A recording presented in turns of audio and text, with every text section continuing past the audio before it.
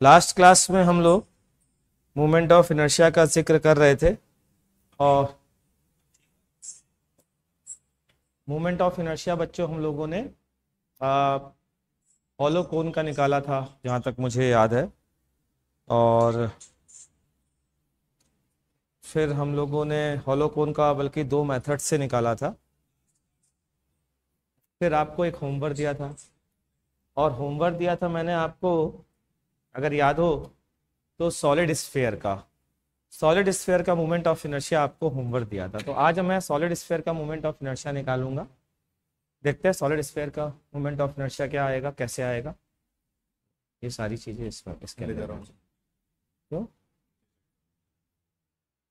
ठीक है, तो देखते हैं बच्चों,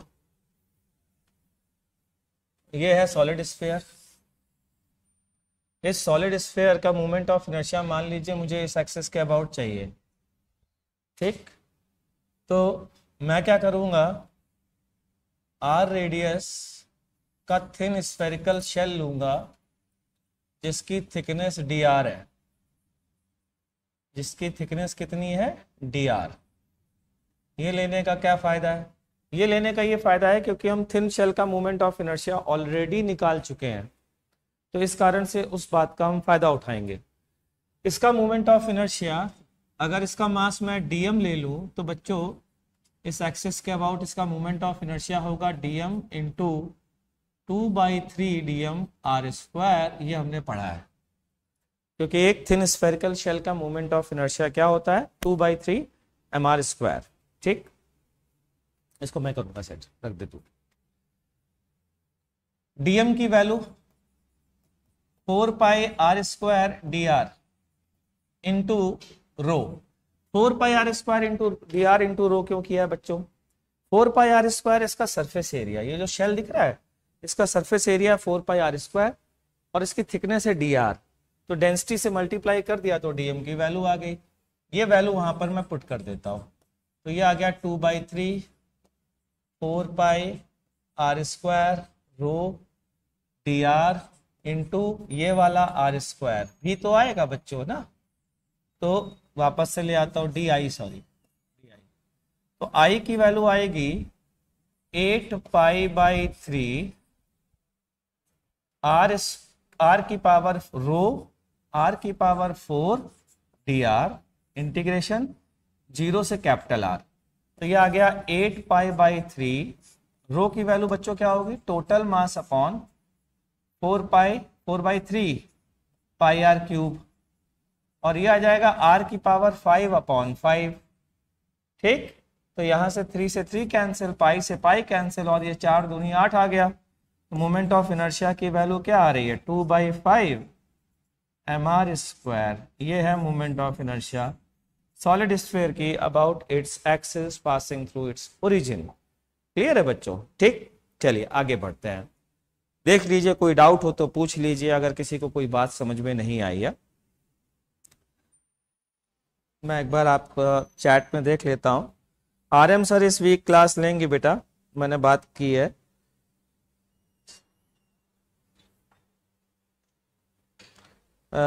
MB sir please reply, MB sir please reply, Mohammad Afzal. RM sir बता तो दिया बेटा, इस वीक से क्लास लेंगे, ठीक है।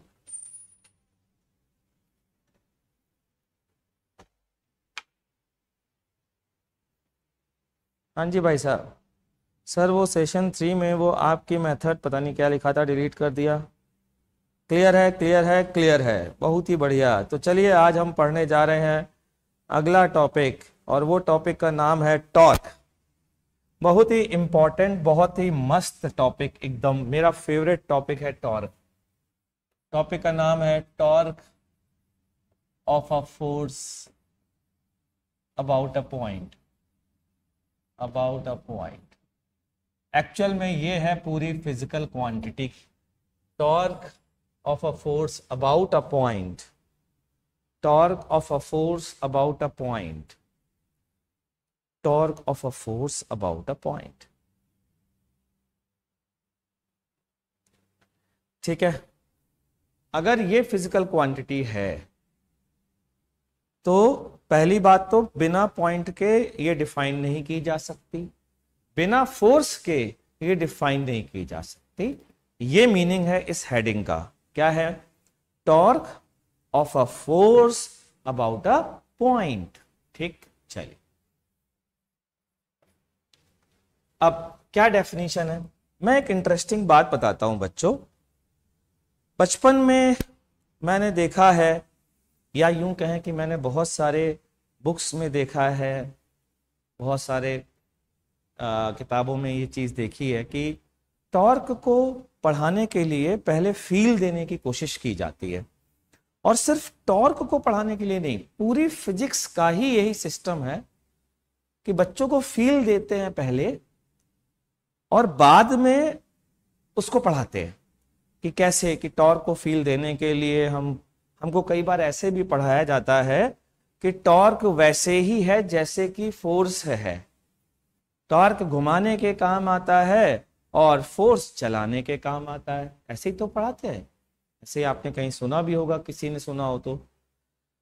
मेरा मानना यही है कि यहीं पर हम बहुत सारे ऑथर गलती कर जाते हैं बच्चों को पढ़ाने में, क्योंकि हमारे खुद के मन से बनाई हुई डेफिनेशंस हैं, ये हमारे इंटरप्रिटेशन हैं, ये डिफरेंट प्रैक्टिकल एप्लीकेशंस को देखते हुए टॉर्क के इंटरप्रिटेशन जो ऑथर को दिमाग में आते हैं वो उसकी फील बच्चों को थोप देता है। कहता यही है।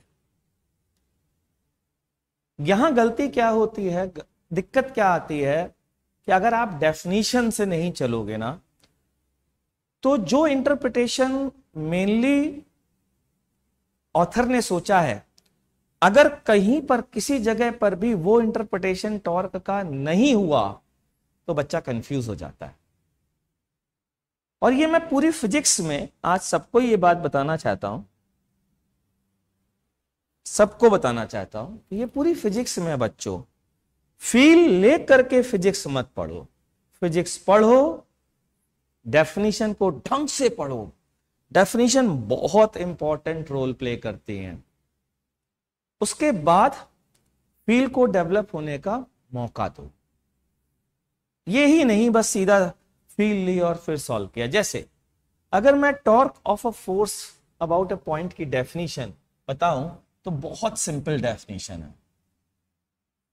मान लीजिए कोई पॉइंट O है और किसी पॉइंट P पर फोर्स लग रहा है, या A पॉइंट पर फोर्स लग रहा है F।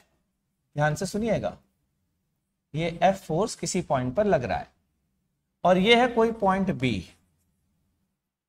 बोला गया है हमसे torque of force F about B, ये पूछा गया है। तो डेफिनेशन है, ये डेफिनेशन है, ध्यान रखिएगा। It is defined as r position vector of A with respect to B cross F. This is the only definition of torque which exists in the physics. इसके अलावा बाकी सब इसके इंटरप्रिटेशन है डिफरेंट डिफरेंट सिचुएशन में। जरूरी नहीं है कि टॉर्क घुमाए, कोई जरूरी नहीं। सही बोल रहा हूं। जो आपने टॉर्क की फीलिंग ले रखी है कि दरवाजे के घूमने से, ऐसे क्वेश्चन आएंगे, एक पार्टिकल गिर रहा है, फ्री फॉल कर रहा है, तो mg का टॉर्क किसी भी जमीन के किसी पॉइंट के अबाउट बताइए। अब बताइए वहां पर पार्टिकल कहाँ घूम रहा है, वो तो सीधी स्ट्रेट लाइन में चल रहा है, लेकिन फिर भी वहां टॉर्क पूछा जाएगा। तो जिन्होंने भी फील लेके काम किया उनकी बैंड बच जाएगी, वो परेशान हो जाएंगे। तो what is RAB?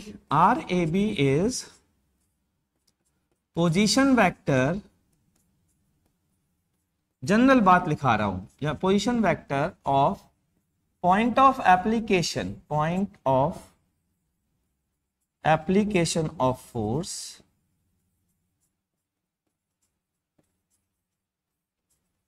with respect to the point to the point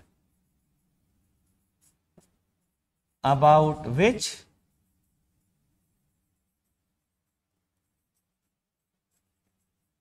torque has to be calculated.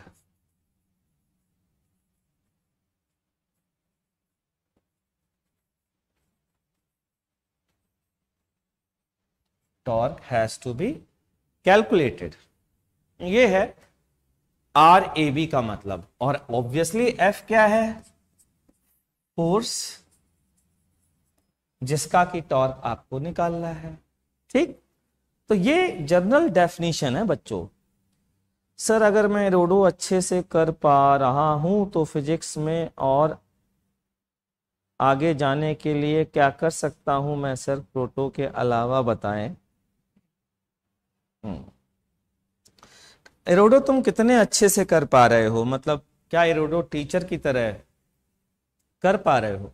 मतलब एरोडो के क्वेश्चन को देख करके क्या तुम एक्सप्लेन कर पा रहे हो बिना पेन चलाए कि मैं इसमें क्या करने वाला हूं और जो भी करने वाला हूं वो मुझे कैसे स्ट्राइक किया?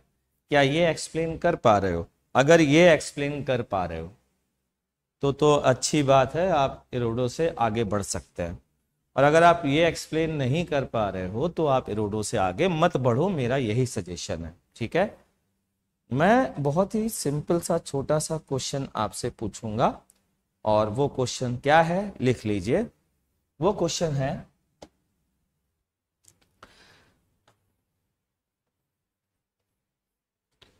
अ फोर्स, जल्दी से, बस डाटा फीडिंग का क्वेश्चन है बेटा, ज्यादा मैं टफ क्वेश्चन नहीं पूछ रहा हूं, बिल्कुल डाटा फीड करने वाला है। ठीक है, तो बहुत हाई फाई क्वेश्चन नहीं है, बस मैं चाहता हूं कि आप डाटा फीड करना सीख जाए। 2i कैप प्लस जे कैप माइनस के cap Newton is acting at a point A that is i cap plus 2j cap plus 3k cap. Find the torque of this force,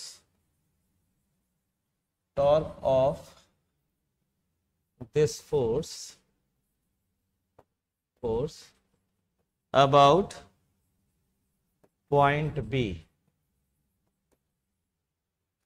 that is 3i cap plus 2j cap plus k cap metre. चलिए शुरू हो जाइए फटाफट।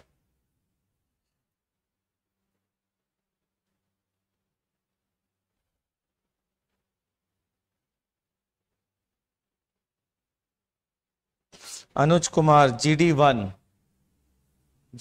की class timing बता बेटा, तेरे को सेल्फी दूंगा मैं। चल बता क्लास टाइमिंग क्या है।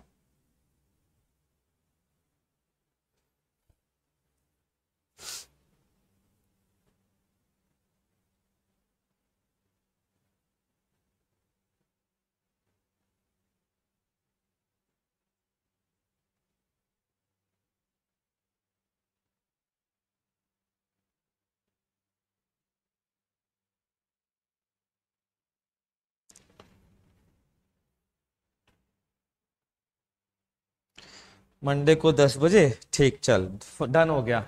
मंडे को 10 बजे मेरे केबिन में आ जाइए और सेल्फी दे दूंगा। ठीक है अनुज कुमार, डन हो गया। परीक्षित है, ओके, परीक्षित है ना, ठीक, परीक्षित डन है अपना, मंडे को 10 बजे पक्का।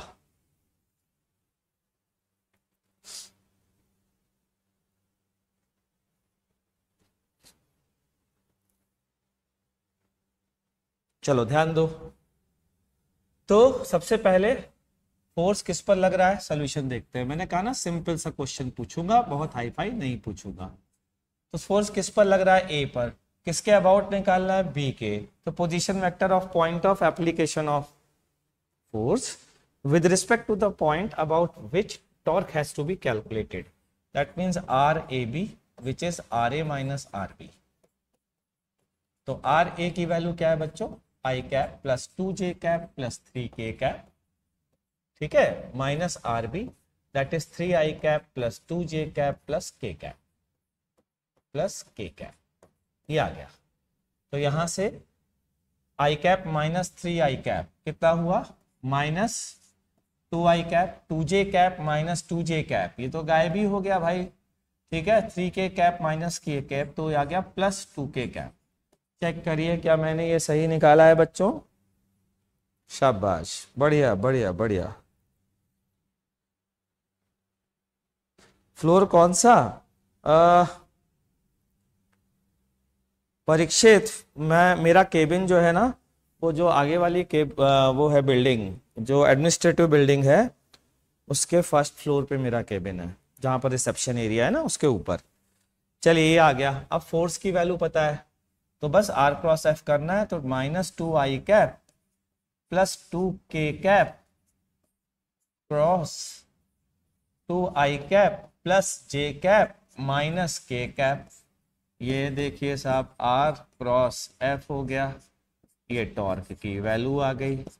चलिए आई कैप को आई कैप के साथ क्रॉस प्रोडक्ट लेंगे तो बच्चों जीरो आएगा कि नहीं आएगा, ठीक है। आई कैप को जे कैप के साथ क्रॉस प्रोडक्ट लेंगे तो क्या आएगा, प्लस के कैप आएगा ना, तो ये आएगा माइनस 2k कैप। फिर आई कैप को के कैप के साथ लिखेंगे तो आई कैप क्रॉस के कैप, ये माइनस जे कैप होता है, और माइनस माइनस यहां पर तो प्लस था, तो बचा केवल क्या, माइनस 2j कैप। अब इसको देखते हैं, 2k कैप क्रॉस आई कैप, के कैप क्रॉस आई कैप जे कैप के बराबर होता है, तो प्लस 4j कैप। आगे बढ़ता है, 2k कैप क्रॉस जे कैप, के कैप क्रॉस जे कैप माइनस आई कैप होता है, तो माइनस 2i कैप, और 2k कैप क्रॉस के कैप तो जीरो हो गया बच्चों, तो ये आता है minus 2i cap minus 2j cap plus 4j cap, 2j cap minus 2k cap. ये लीजिए बहुत ही शानदार टॉर्क आया है न्यूटन मीटर। कुछ लोगों ने इसको मैट्रिक्स से कर दिया होगा, कोई मना नहीं करेगा बेटा, है ना, कोई मना नहीं करेगा। कुछ लोगों ने इसे मैट्रिक्स से सॉल्व किया होगा।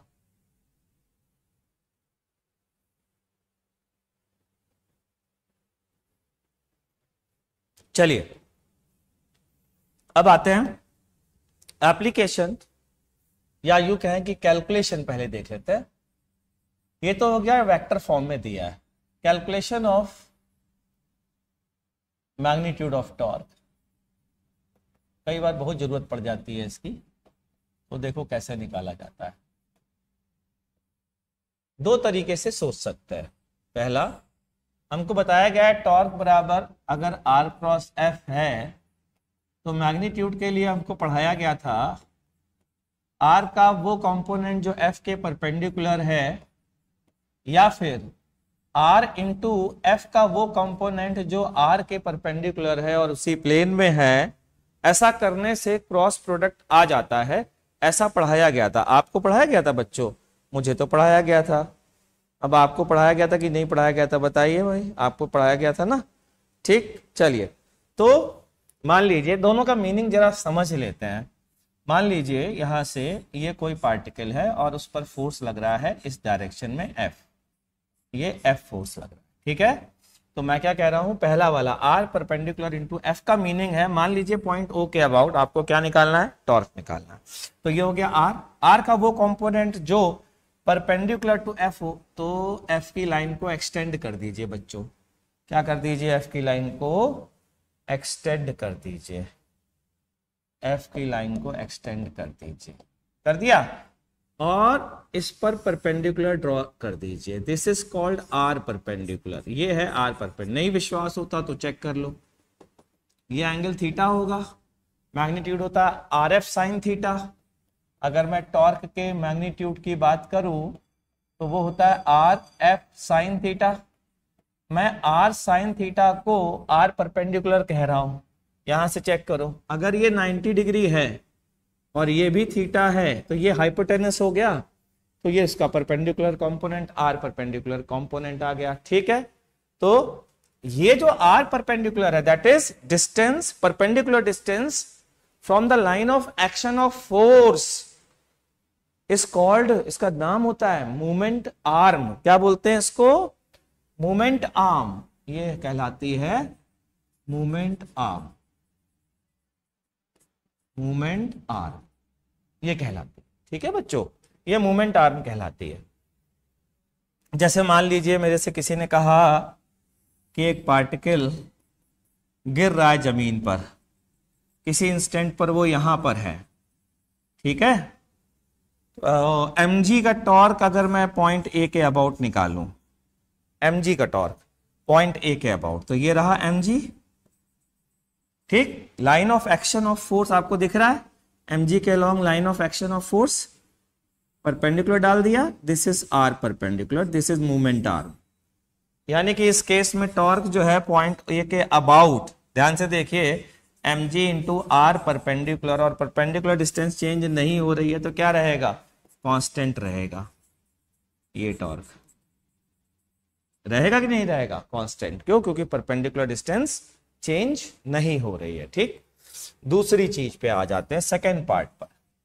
ऐसा भी हो सकता है कि आप F का परपेंडिकुलर कंपोनेंट ले लो। वो कैसे भैया? F साइन थीटा को बोल दो। अगर ये F है, ये R है, तो F के दो कंपोनेंट कर दीजिए, F cos theta, F sine theta. इसी कंपोनेंट को परपेंडिकुलर कंपोनेंट कहते हैं। ये हो गया कैंसिल, ठीक। चेक करो, F perpendicular F sine theta आ रहा है, तो आ रहा है। तो आज के बाद आप डायरेक्ट ये सोच सकते हैं कि टॉर्क का मैग्नीट्यूड R इंटू फोर्स का वो कंपोनेंट जो R के परपेंडिकुलर है। इसका कोई विशेष नाम नहीं होता है। अगर डायरेक्शन की बात करूं बच्चों, तो डायरेक्शन R क्रॉस F से भी देख सकते हो। ये है R, ये है F, R क्रॉस F अंदर की ओर। यहां पर देखिए, R इधर, F इधर, R से F की ओर अपनी फिंगर्स को कर्ल करिए, इसका डायरेक्शन भी किधर की ओर आ गया, अंदर की ओर, ठीक है। तो डायरेक्शन इस तरीके से, जैसे क्रॉस प्रोडक्ट का डायरेक्शन हम देखते थे, वैसे डायरेक्शन देख सकते हैं।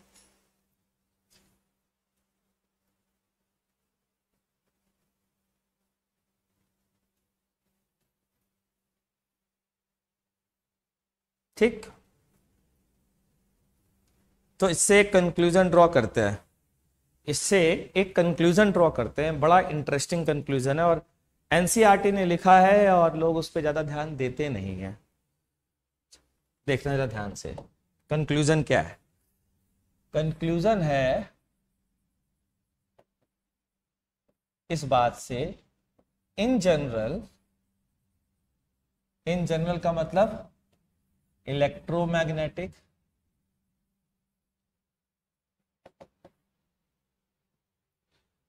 ये भी मैं नहीं लिखूंगा, इलेक्ट्रो, इतनी बड़ी बड़ी बातें लिखता हूं लोग घबरा जाते हैं। In general action and reaction force act along the same line, ये पता ही है आपको, सेम लाइन, ठीक है। तो जैसे मान लीजिए ये एक पॉइंट है 1, ये है एक पॉइंट 2, ये एक पॉइंट 2, तो 1 और 2 पर जो लगने वाला फोर्स होगा बच्चों, अगर मान लीजिए 1 2 की ओर इधर लगा रहा है, तो 2 1 की ओर इधर लगाएगा न्यूटन थर्ड लॉ से। और अगर इन दोनों का लाइन सेम हुआ, तो ध्यान से सुनना, मान लीजिए कोई पॉइंट O है, तो उस पॉइंट O के अबाउट इनका लाइन ऑफ एक्शन सेम है, तो इनके लिए R परपेंडिकुलर भी सेम होगी बच्चों, होगी कि नहीं होगी। लेकिन एक फोर्स जो है वो अब इस सेंस में है, तो दूसरा वाला फोर्स अपोजिट सेंस में है। तो क्या मैं कह सकता हूं, about point O torque of action plus torque of reaction force become 0 always. ऐसे केसेस में चेक कर लीजिए।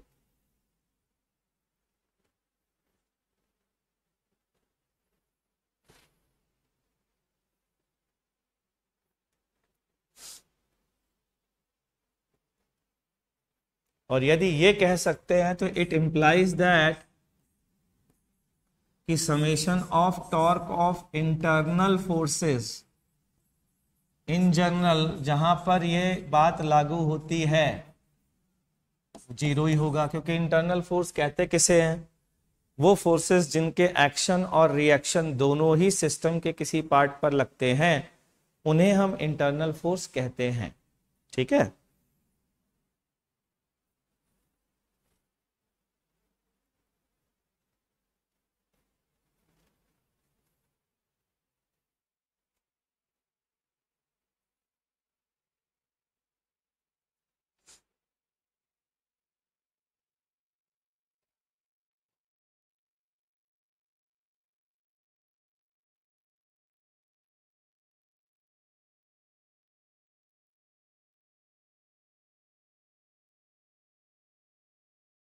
रिएक्शन फोर्स और कॉज नहीं, ये जो तुमने मन क्वेश्चन पूछा है ये बहुत लोगों का कंफ्यूजन होता है इस दुनिया में।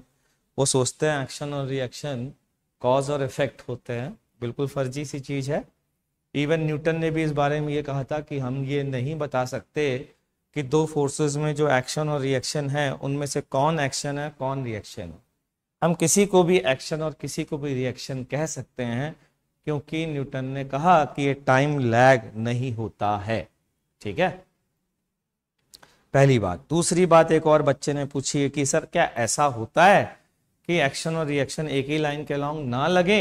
हाँ, ऐसा होता है। न्यूक्लियर फोर्सेस में जो फोर्स होते हैं वो इक्वल एंड अपोजिट तो होते हैं बच्चों। Nuclear forces equal and opposite तो होते हैं लेकिन एक ही लाइन के अलॉन्ग नहीं लगते हैं। तो ऐसी जगहों पर हम ये चीज डायरेक्टली अप्लाई नहीं कर सकते हैं। ठीक है, अब आपसे कुछ क्वेश्चन पूछने जा रहा हूं, आप उनके आंसर दीजिएगा। ठीक है, पहला question, a particle is projected from point O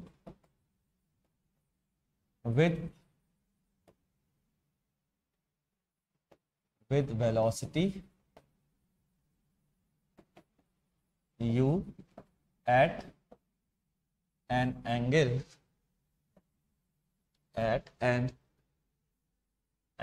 theta from the horizontal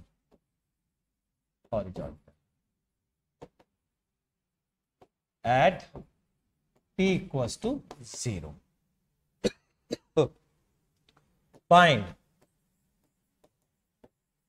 torque of gravitational force about O at number 1 when particle reaches to its maximum height.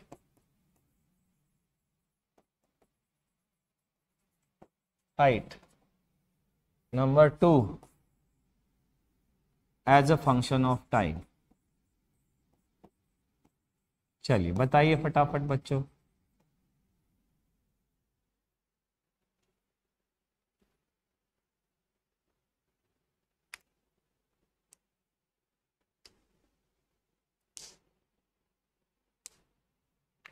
हाँ बेटा, मैं सारे सब टॉपिक पढ़ाऊंगा, जो पुनीत सर पढ़ा चुके हैं वो भी मैं पढ़ाऊंगा। ठीक है, जो पुनीत सर पढ़ा चुके हैं मैं वो भी पढ़ाऊंगा, जो वो नहीं पढ़ा चुके हैं मैं वो भी पढ़ाऊंगा।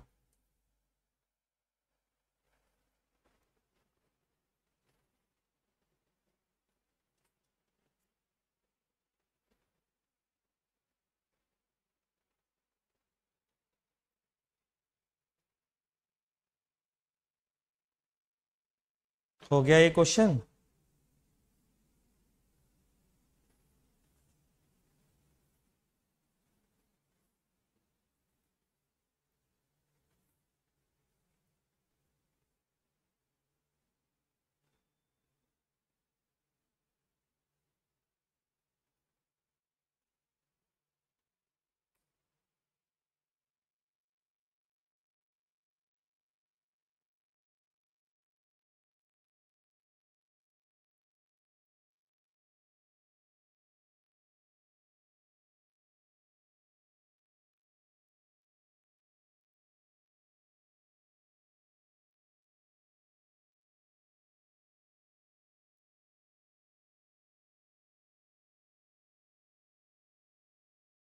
ठीक है चलो देखते हैं। When particle reaches to its maximum height, मैं पेज चेंज करता हूँ और यहाँ से शुरू करता हूँ। पार्टिकल जब मैक्सिमम हाइट पर रीच करेगा बच्चों, पॉइंट ओ के अबाउट ये रहा एम जी, तो एम जी का लाइन ऑफ एक्शन कर दो एक्सटेंड, कर दिया, और ये डाल दो परपेंडिकुलर डिस्टेंस, तो ये आ गई आर परपेंडिकुलर जो कि रेंज के आधे के बराबर है।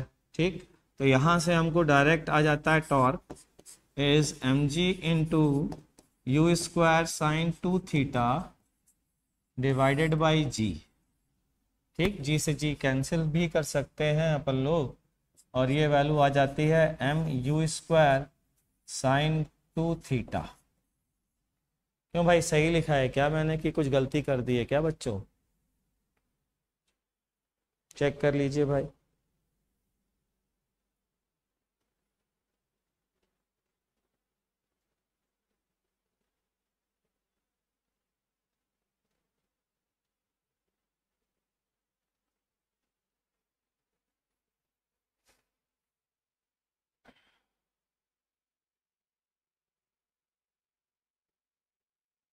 ठीक है भाई, यही आंसर है।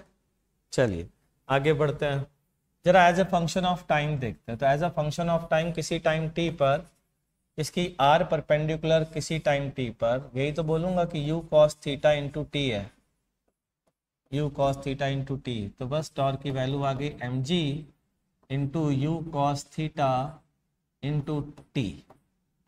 ये टाइम के साथ टॉर्क की वैल्यू आ गई है।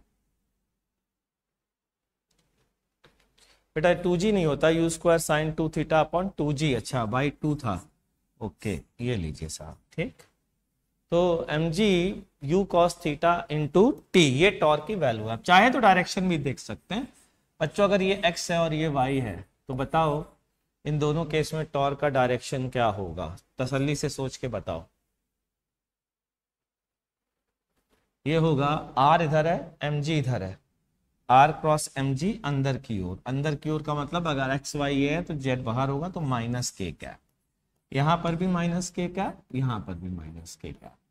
ये है टॉर्क का डायरेक्शन। जिसको भी टॉर्क का डायरेक्शन समझ में नहीं आ रहा हो बच्चों, तो वो मेरी वेक्टर की क्लास देख ले। वेक्टर की क्लास इस चैनल पर लोड हो चुकी है, उसमें क्रॉस प्रोडक्ट मैंने एक टॉपिक में ही खत्म कर दिया है। ठीक है, तो वो क्रॉस प्रोडक्ट देख लो और उसके बाद आपको डायरेक्शन अच्छे से समझ में आ जाएगा, अगर मान लो नहीं आ रहा है तो। ठीक है, हम आगे बढ़ते हैं, अगला क्वेश्चन आपसे पूछते हैं। ठीक है, अगला क्वेश्चन है बच्चों, ये एक पेंडुलम है और ये यहां से बंधा हुआ है, ये सर्कुलर मोशन परफॉर्म कर रहा है ऐसे, ये है रेडियस r, ठीक, ये एंगल है थीटा। आपसे पूछा गया है कि बताइए कि अगर ये v स्पीड से घूम रहा है, अगर ये v स्पीड से घूम रहा है तो torque about point O mg का क्या होगा। चलिए बताइए, शुरू हो जाइए भाई। कोनिकल पेंडुलम तो सुना है ना बच्चों आप लोगों ने,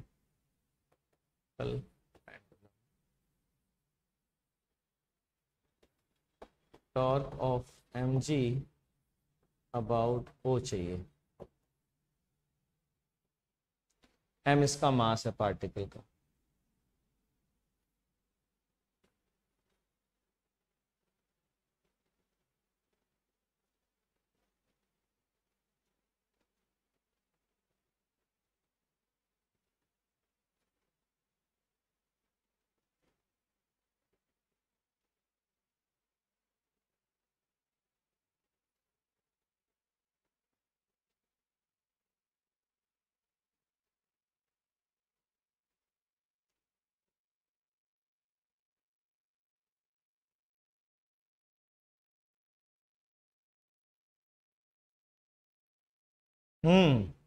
बहुत सिंपल भाई, पॉइंट O ये है, ये हो गया mg, mg के लाइन ऑफ एक्शन को कर दीजिए एक्सटेंड, परपेंडिकुलर डाल दीजिए, ये परपेंडिकुलर की डिस्टेंस कितनी दी है भाई r, तो कितना सिंपल है सोचो, mg r, बस हो गया खत्म।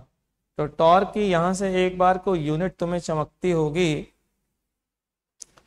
कि यार ये तो वही यूनिट है जो एनर्जी की यूनिट है। बिल्कुल सही बात है, टॉर्क की यूनिट और एमजी की यूनिट सेम होती है। तो ध्यान रखिएगा, two different physical quantity can have same unit. ठीक है, तो कभी कोई कहता है कि दो फिजिकल क्वांटिटी हैं जिनकी सेम यूनिट है, तो क्या जरूरी है कि वो फिजिकल क्वांटिटी सेम हो? तो आंसर है नो। और ये इसके लिए एग्जाम्पल, बेस्ट एग्जाम्पल है। चलिए एक नोट लिखवाता हूं आपको और उस नोट को प्रूफ आप देंगे मुझको, ठीक है? चलिए नोट क्या है, नोट देखिए। नोट है, in case of uniform gravitational field,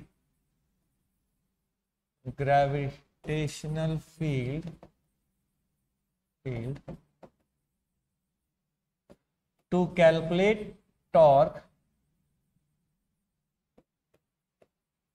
calculate torque, whole mass can be assumed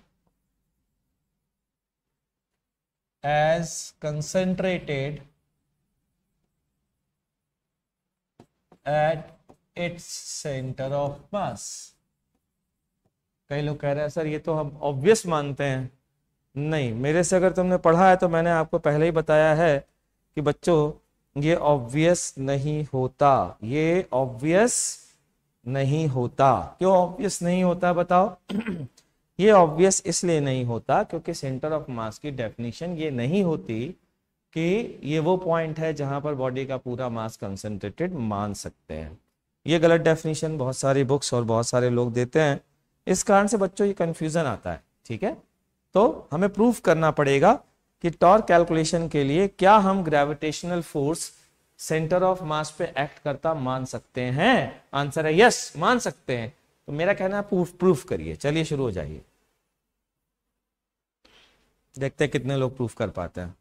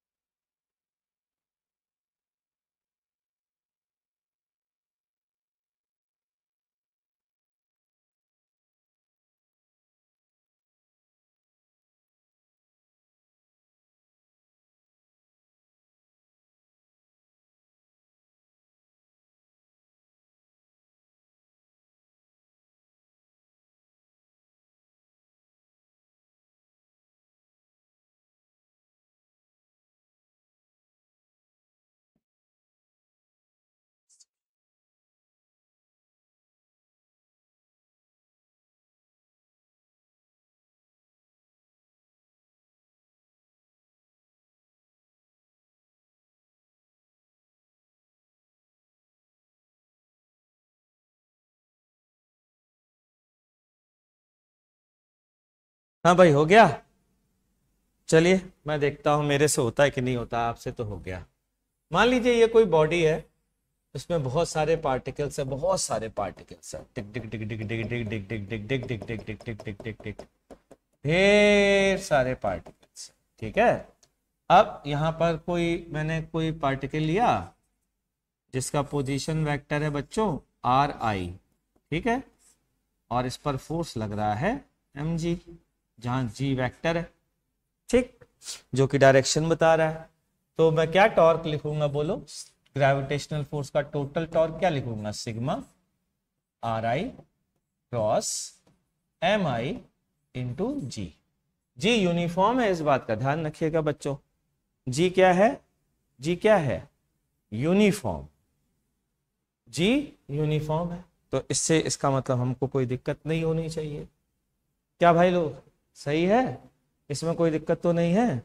अच्छा बताइए, एम आई वेक्टर क्वांटिटी है या जी वेक्टर क्वांटिटी है? तो जाहिर सी बात आप कहेंगे सर एम आई वेक्टर क्वांटिटी तो नहीं है, तो एम आई को आप इधर भी ले आएंगे क्योंकि स्केलर क्वांटिटी है तो भी काम चल जाएगा बच्चों, पहली चीज। दूसरी चीज, जी को आप चूंकि कांस्टेंट है, जी यूनिफॉर्म है, तो उसको क्रॉस प्रोडक्ट के बाहर ला सकते हैं, ला सकते हैं कि नहीं? No, what is this? This is m total mass into RCM cross g. अब एम को फिर से अंदर ले जाइए, this is RCM cross m g, पूरा एमजी का एमजी, पूरा वेट सेंटर ऑफ मास पर उसका पॉइंट ऑफ एप्लीकेशन मान सकते हैं आप आज के बाद, इस प्रूफ के बाद। नोट कर लीजिए।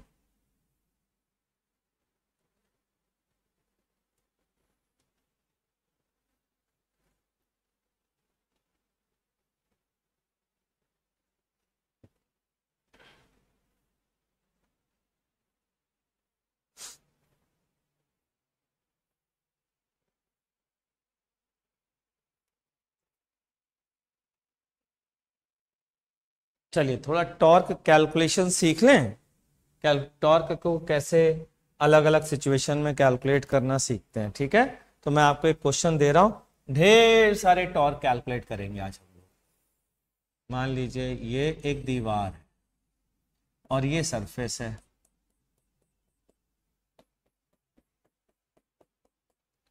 यहां पर एक रॉड रखी हुई है और वो यूनिफॉर्म है। क्या है बच्चों? यूनिफॉर्म।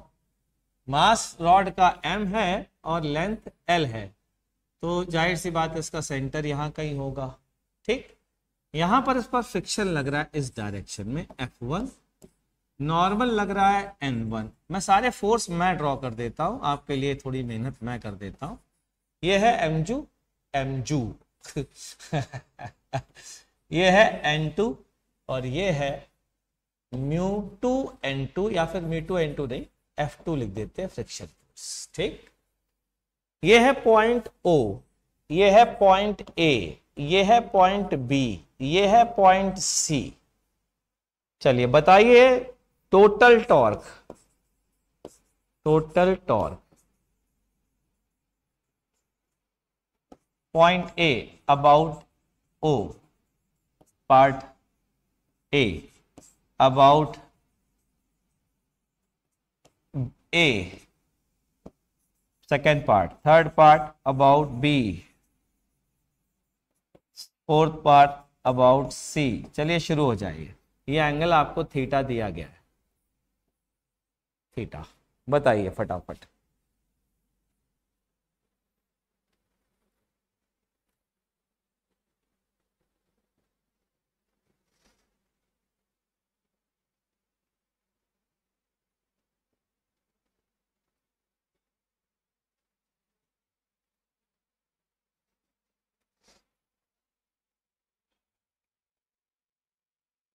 इससे पहले कितने चैप्टर हो चुके हैं? इससे पहले सारे चैप्टर हो चुके हैं जो एक एक करके इस चैनल पर अपलोड किए जा रहे हैं, जो कि ओलंपियाड कॉर्नर पर चैनल पर ऑलरेडी अपलोडेड हैं, लेकिन मैं चाह रहा हूं कि सारी चीजें मैं इसी चैनल पर ले आऊं, ठीक है बच्चों?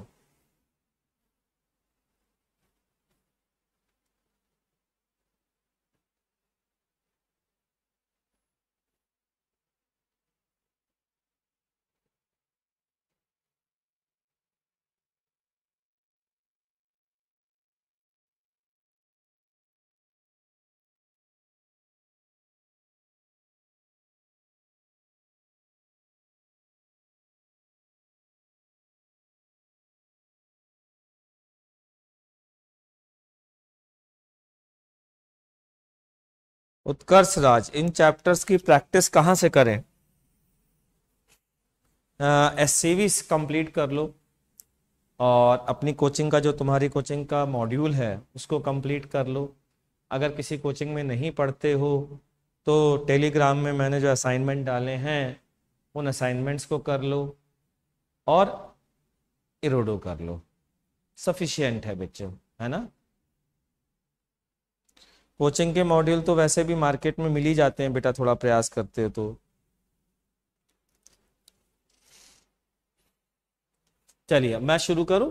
पहला वाला पॉइंट ओके अबाउट बहुत अच्छा है, बहुत इंपॉर्टेंट है। अगर आपने इसको ढंग से सीख लिया तो आगे चल करके बच्चों आपको परेशानी नहीं आएगी, इसलिए मैं बहुत तसल्ली से बता रहा हूं, ठीक है। ध्यान दीजिएगा। फोर्सेस को दूसरे कलर से शो, मतलब टॉर्क के लिए दूसरे कलर से काम करेंगे। पॉइंट ओके अबाउट, सबसे पहली बात, किनका किनका टॉर्क जीरो हो जाएगा, सबसे पहले ये समझते हैं। तो ये जो फोर्स आपको F1 दिख रहा है ना बच्चों, ये इसका लाइन ऑफ एक्शन O से ही पास हो रहा है, तो इसकी परपेंडिकुलर जो मूवमेंट आर्म है, अगर मैं कहूं कि एक लाइन मेरे ऊपर से ही गुजर रही है, तो बताइए उसकी डिस्टेंस मेरे से कितनी होगी, तो जीरो ही होगी ना यार।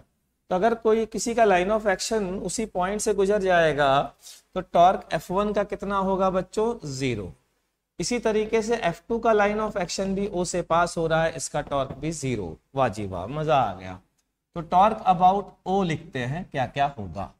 सबसे पहले F2 गायब, F1 गायब, अब बचा N2।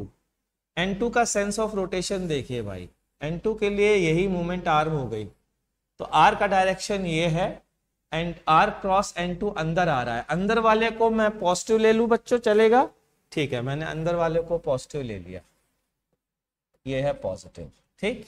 तो ये डिस्टेंस बच्चों कितनी हो गई, ये लेंथ L है, ये एंगल थीटा है, तो ये डिस्टेंस आ जाएगी L साइन थीटा, तो हो गया N2 into L sine theta. आप किसी भी डायरेक्शन को पॉजिटिव और नेगेटिव ले सकते हैं, मत घबराइएगा, ठीक है। अब आते हैं mg का टॉर्क। mg का टॉर्क के लिए देखो भैया, ये है r position vector, point of application of force, ठीक है। लेकिन अगर ध्यान से देखो तो हम काम कर सकते हैं मूवमेंट आर्म से, डाल दो परपेंडिकुलर भैया, ये आ गया mg वाला। लेकिन फिर भी r क्रॉस mg करो जरा, r इधर जा रहा है, mg इधर जा रहा है, r से mg की ओर अपनी उंगलियों को मोड़ो, ये भी पॉजिटिव, ठीक है। और r परपेंडिकुलर की वैल्यू बोलो, ये पूरा कितना है बच्चों, L cos थीटा, तो बचेगा कितना, L cos theta divided by 2, ठीक है। तो ये आ गया plus mg into L cos theta, L cos theta divided by 2। आगे बढ़ते हैं, ठीक। आगे देखे N1, N1 के लिए ये पोजीशन वेक्टर अपने आप में ही मूवमेंट आर्म बन गया, अपने आप में ही बन गया कि नहीं बन गया बच्चों। और ये अपने आप परपेंडिकुलर है, तो ये डिस्टेंस कितनी, L cos थीटा। लेकिन R वेक्टर देखो इस डायरेक्शन में, n इधर है, R क्रॉस n बाहर आया, तो इसका टॉर्क निगेटिव आएगा, तो minus N1 into L cos theta. ये है पहला आंसर। कितने लोगों का सही है ये बताएं, तब मैं आगे बढ़ूंगा।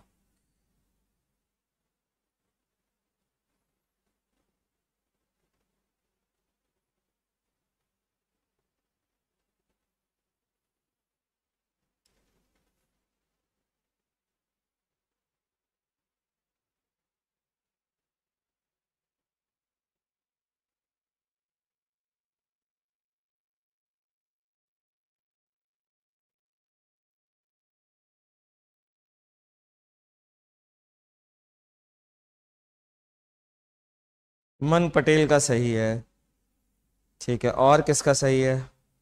और जिसका सही नहीं है ना, वो फटाफट सेकंड पार्ट को सही करने का प्रयास करे, अबाउट ए वाले को सही करने का प्रयास करे। हिमांशु, मृगन, हिमांशु, डीएस, ठीक है, इन लोगों का करेक्ट था। जिनका करेक्ट नहीं था वो कोशिश करें। चलिए आगे बढ़ते हैं बच्चों। अब अबाउट ए देखते हैं। तो ए पॉइंट के लिए मैं पेन यूज करता हूं इस कलर का। इस कलर का नाम क्या है मुझे नहीं पता। ये है ए पॉइंट, पॉइंट ए। तो पॉइंट ए से N2 का टॉर्क हो गया बेकार, F2 का टॉर्क हो गया बेकार, क्योंकि दोनों के दोनों उस पॉइंट O से ही गुजर रहे हैं, ठीक है, पहली चीज। अब बचा क्या क्या भाई, ये mg बचा। इस mg का टॉर्क निकालने के लिए पोजीशन वेक्टर r तो हो गया ये। अगर मैं डायरेक्शन देखूं तो r क्रॉस mg अंदर की ओर मतलब पॉजिटिव है, लेकिन मैग्नीट्यूड निकालने के लिए तो सीधा सीधा परपेंडिकुलर डिस्टेंस निकाल सकते हैं, जो कि पहले ही निकाल चुके हैं। तो टॉर्क अबाउट ए में सबसे पहले आया mg into L/2 cos theta. ठीक है भाई, ये आ गया। चलिए अब और कौन बचा, mg खत्म हो गया, अब बचा n1। n1 के लिए a से अगर मैं पोजीशन वेक्टर ड्रॉ करूं बच्चों, तो ये है वो पोजीशन वेक्टर, ये है उसका डायरेक्शन। तो r क्रॉस n बाहर की ओर आ रहा है, चेक कर लो भाई, तो निगेटिव आएगा ये। और परपेंडिकुलर डिस्टेंस निकालने के लिए मतलब ये डिस्टेंस, और ये तो पहले ही पता है हमको L cos थीटा है, तो minus n1 into L cos theta. ठीक है, अब कौन बचा, अब बचा f1, ये रहा f1, ये रहा f1। f1 से ये रहा position vector r, r cross f1 आया अंदर की ओर मतलब पॉजिटिव, और परपेंडिकुलर डिस्टेंस के लिए ये वाली डिस्टेंस जो कि L sin थीटा है, तो plus f1 into L sin theta. कितने लोगों का ये आंसर आ गया, बताएं फटाफट, कितने लोगों का ये आंसर सही है। जिनका सही नहीं है वो अगला वाला क्वेश्चन जल्दी से ट्राई करें, थर्ड वाला। मैं 1 मिनट दे रहा हूं और पूरा प्रयास करें कि उनका आंसर सही आए।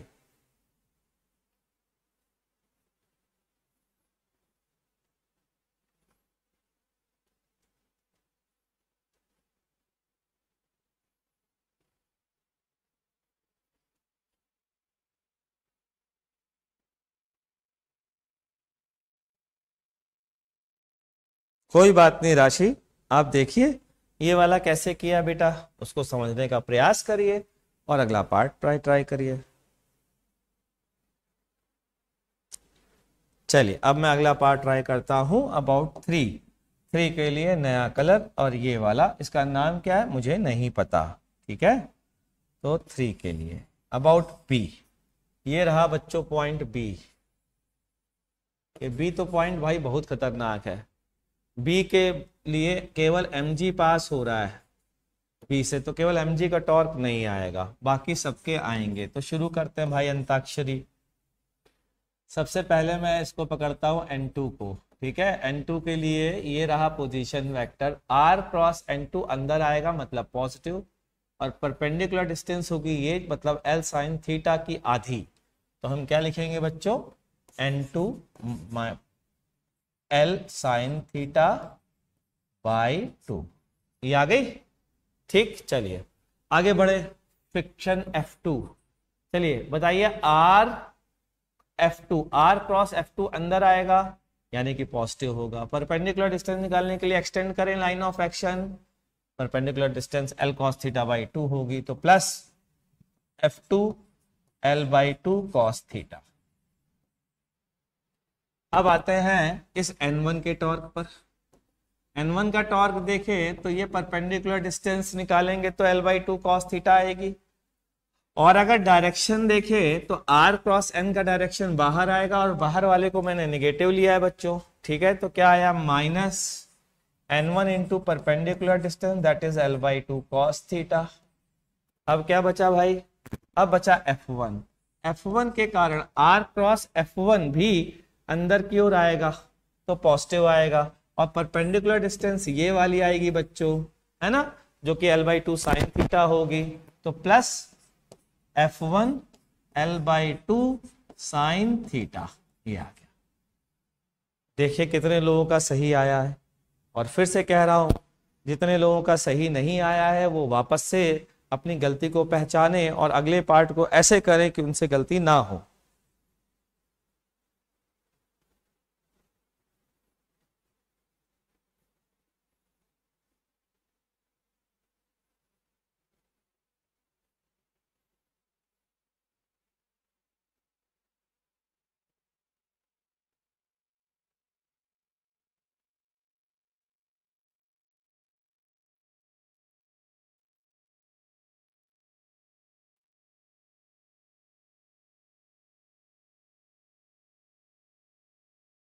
चलिए भाई लास्ट देखते हैं, और लास्ट है किसके अबाउट, सी के अबाउट।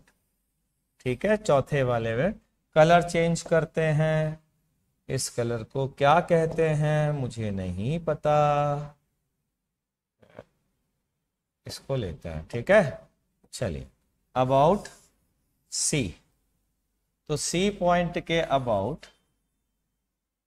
देखते जाइए, N1 का टॉर्क हुआ 0, F1 का टॉर्क हुआ 0, mg ये रहा, r ये रहा, r क्रॉस mg बाहर आया, और मैग्नीट्यूड निकालने के लिए perpendicular distance l/2 cos theta, तो टॉर्क अबाउट c नेगेटिव होगा, mg into l/2 cos theta होगा भाई। चलिए आगे बढ़ते हैं। अब खत्म हो गया mg, अब बचा n2। n2 के लिए जरा ध्यान से देखिए, ये हो गया r, ये हो गया n2, r क्रॉस n2 अंदर की ओर। मैग्नीट्यूड के लिए परपेंडिकुलर डिस्टेंस देख लीजिए, कितनी आएगी बच्चों, l साइन थीटा आएगी कि नहीं आएगी, काफी देर से आ रही है, अंदर की ओर है तो plus n2 into l sine theta. आगे बढ़ते हैं, फ्रिक्शन F2 का टॉर्क, F2 ये है r क्रॉस F2 अंदर की ओर, अरे वाह ये भी पॉजिटिव आएगा। मैग्नीट्यूड के लिए l cos थीटा का मल्टीप्लाई कर देंगे, तो plus F2 into l cos theta. ये भैया C के अबाउट टॉर्क आ गया। जिनका सही आया उनको बधाई हो, जिनका सही नहीं आया वो घर में जाकर के इसको वापस से करें, पूरे क्वेश्चन को वापस से करें, ध्यान रखिएगा तभी फायदा होगा, अदरवाइज बर्बाद हो जाओगे, ठीक। तो बच्चों नेक्स्ट क्लास में मैं स्टार्ट करूंगा, उम्मीद करता हूं कि आप इसकी प्रैक्टिस करके आएंगे, और मेरी रिक्वेस्ट है कि अगर आप इसकी प्रैक्टिस करके नहीं आते हैं तो मेरी क्लास अटेंड मत करिएगा। मेरे क्लास को करने के रूल्स हैं, वो रूल्स भी बता देता हूं कि जब तक ये रोटेशन चैप्टर चलता रहेगा तब तक आप रोज डेली नोट्स रिवाइज करके आएंगे, तभी ये क्लास अटेंड करेंगे, वरना मत करिएगा। मुझे नहीं व्यूज चाहिए, नहीं चाहिए मुझे कंडीशन चाहिए, मैं बच्चों का फायदा बना सकूं, मुझे इतना चाहिए। मत करिए क्लास अटेंड प्लीज, लेकिन कंडीशन है मेरी, थ्योरी डेली रिवाइज करके उस चैप्टर की जरूर आइए जिस चैप्टर की चल रही है, और उस चैप्टर की भी करके आइए जिसका यूज आ रहा है, जैसे क्रॉस प्रोडक्ट का, तो उस थ्योरी रिवाइज करिए। असाइनमेंट आपको जो मिलेगा वो असाइनमेंट करके आइए, अदरवाइज मेरी क्लास मत करिए, मैं बहुत क्लियरली बोल रहा हूँ, ठीक है। तो मिलते हैं बच्चों नेक्स्ट क्लास में, और नेक्स्ट क्लास में हम लोग पढ़ेंगे फोर्स कपल। क्या पढ़ेंगे, फोर्स कपल, बहुत इंपॉर्टेंट चीज है। चलिए बच्चों, ठीक है, टाटा बाय बाय।